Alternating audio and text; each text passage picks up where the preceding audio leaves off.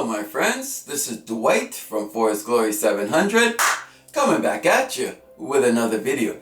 Have you noticed that ever since the second wave that the mainstream media, the corporate media, and those that run this propaganda machine have been focusing on the rise in case numbers, which is directly related to the increase in CV-19 testing? What does the rise in case numbers represent? Because we know that there's also been an increase in contact tracing. So the rise in case numbers, are we supposed to understand that as people who have been tested and have tested positive for CV-19? Or does the case numbers represent not only testing, but people who have been contacted through contact tracing, who may have come in contact with someone else who later tested for CV-19? Do you understand what I'm saying? So they have not clarified what the rise in case numbers actually represent.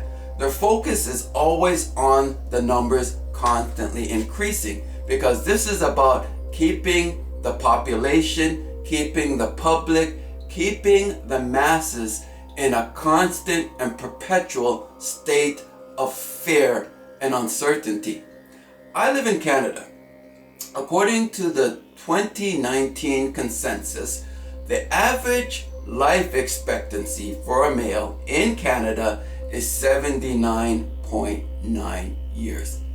The average life expectancy for a female is 84 years.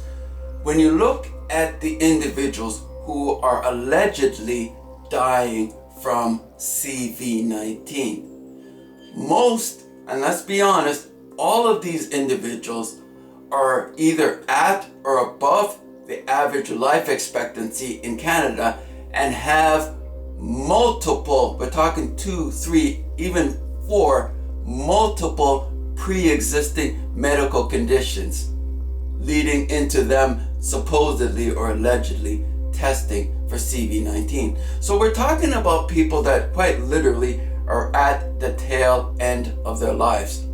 Their bodies are actually at a point where it's breaking down. So if they come into contact with anything, even with the annual seasonal cold and flu that maybe years earlier would not have been a factor for them, but because they're of advanced age, the very things that once meant nothing to them is all of a sudden their immune system is no longer able to combat simply because of age. We're talking about people that literally, quite literally, are at the tail end of their life, that given another 3 months, 6 months, maybe a year, they would have passed on regardless. So this is not an issue of a virus. This is quite literally an issue of people dying of old age and of multiple pre-existing conditions succumbing to those actual conditions. It's not about a virus, folks. It never has been about a virus. It's about implementing the New World Economic Order, the Great Reset, a one world government, the system of the beast.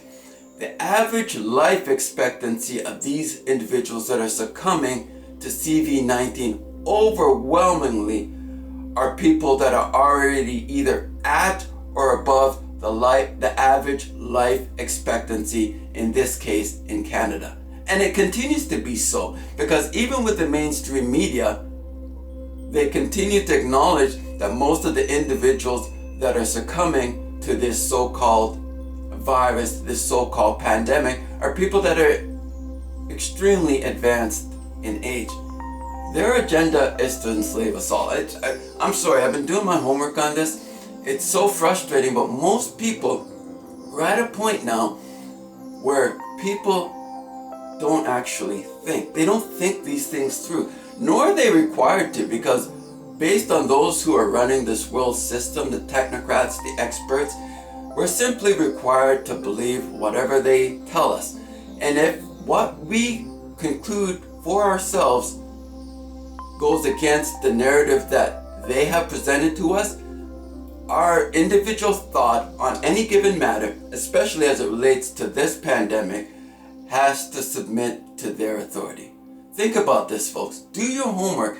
We're not in a pandemic. This is ultimately a smokescreen, a Trojan horse to bring us under the New World Economic Order, the Great Reset.